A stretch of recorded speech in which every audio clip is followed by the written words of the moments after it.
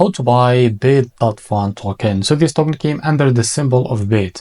Now before we start, this is not financial advice. I'm not professional or economic expert. So before investing in any project that you find on my channel, please do your own research. And also there is a referral code down in the description. You can get free money rewards on crypto with this referral code. Simply it goes below, fund your account, enjoy the benefits. Check them out in the description. Now before going on buy this token, make sure to check the REFERRAL account and keep following their updates about this token. As you can see, this token, it's available on the screener. It's created 14 hours ago and increased by 24,000% in the last 24 hours. The liquidity unlocked by 98%. That's meaning you invested in the safe place.